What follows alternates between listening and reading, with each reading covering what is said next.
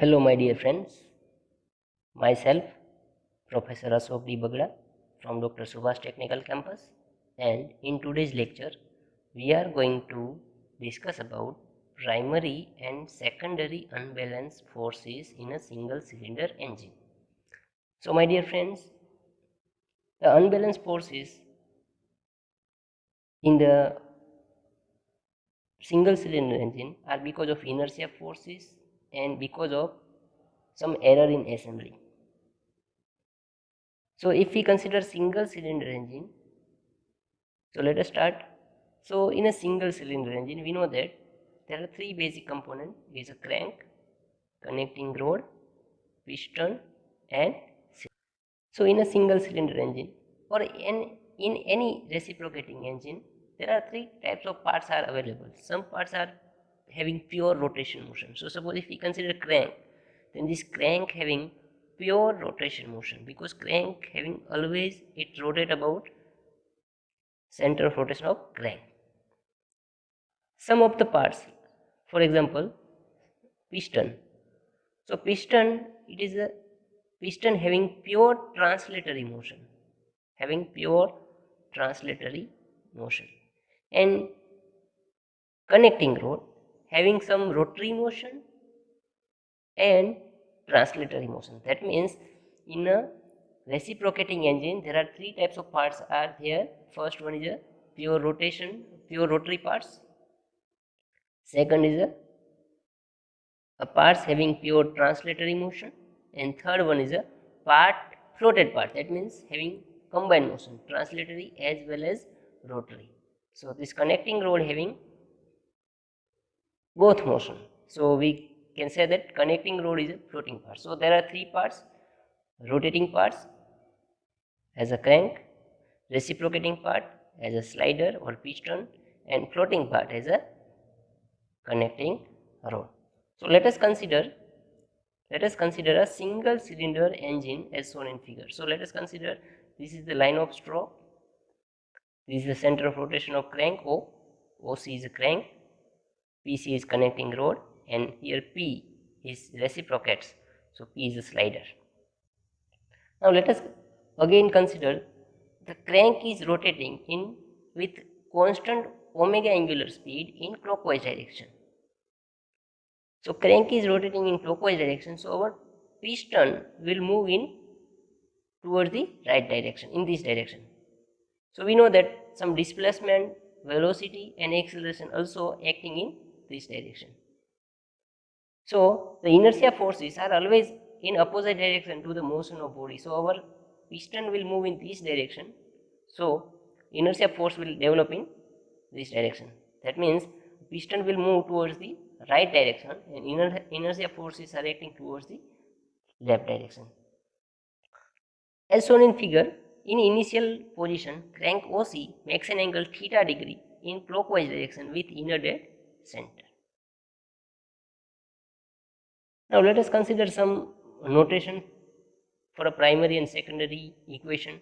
So we assume M is a mass of reciprocating parts in kg. So here we consider in single cylinder reciprocating engine, slider is a reciprocating part. So we can say that M is a mass of slider. Omega is the angular speed of crank in radian per second. Small r is the radius of crank in meter.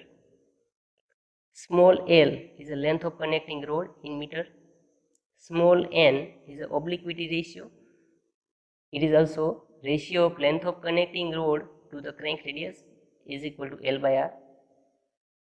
Theta, it is the angle made by crank with inner dead center position. F is the acceleration of reciprocating mass in meter per second square, and Fi is the inertia force due to the reciprocating mass in Newton. Now we know that the inertia force is also unbalanced force. In a single cylinder reciprocating engine, the unbalanced force is due to the reciprocating mass. So Fu is equal to, we can say that Fi. So unbalanced force is equal to inertia force. Is equal to inertia force, we know that inertia force is equal to Ma.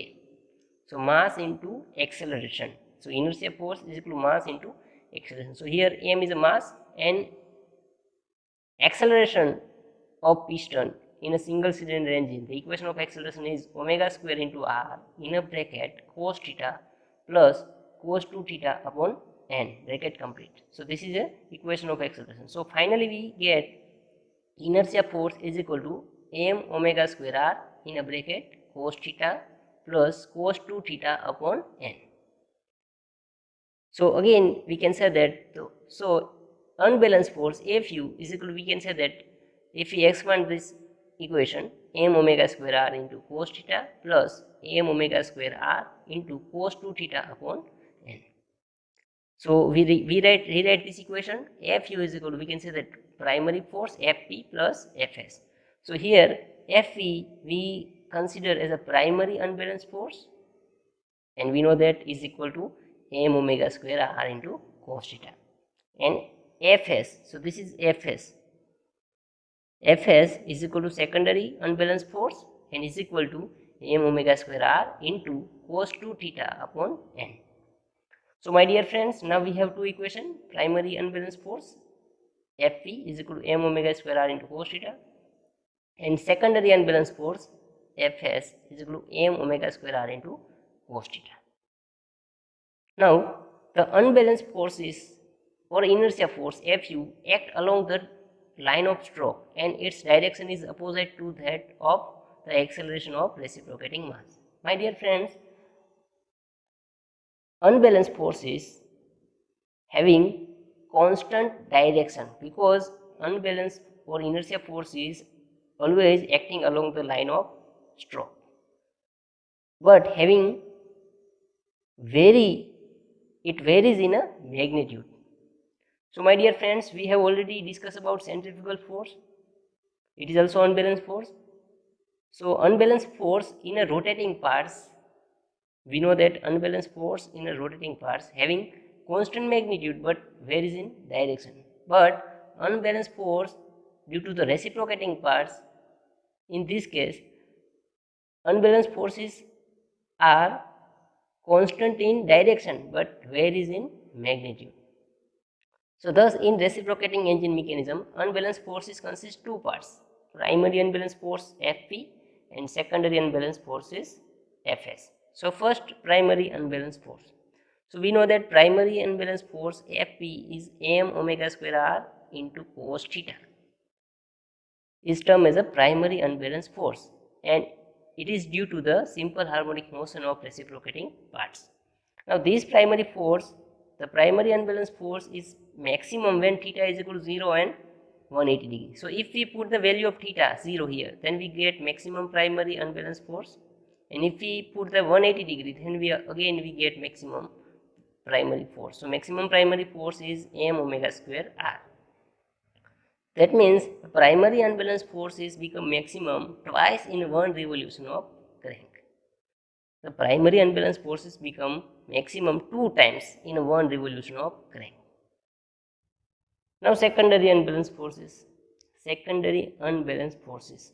So we know that the equation of secondary unbalanced forces Fs is equal to m omega square r into cos 2 theta upon n, is termed as a secondary unbalanced force, and it is due to the obliquity arrangement. My dear friends, we know that in a single cylinder engine, the length of connecting rod is 3 to 4 times than the length of crank. That means L, again always L is equal to 3 to 4 R. The secondary unbalanced force is maximum. Now my dear friends, if we put the value of theta 0, then we get maximum unbalanced force, maximum secondary unbalanced force. So theta is equal to, if we put 0, 90 degree, 180 degree and 360 degree. That means the secondary unbalanced forces is maximum when theta is equal to 0, 90, 180 and 360 degree. That means secondary unbalanced forces become maximum 4 times in a one revolution of crank.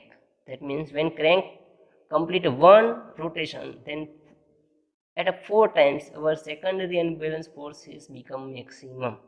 Thus, the frequency of secondary unbalanced forces is twice as the primary unbalanced forces. So, it is clear, my dear friends, primary unbalanced forces become maximum twice in a one revolution of crank, whereas secondary unbalanced forces become maximum 4 times in a one revolution of crank. That means the frequency of secondary unbalanced forces is twice as that frequency of primary unbalanced forces.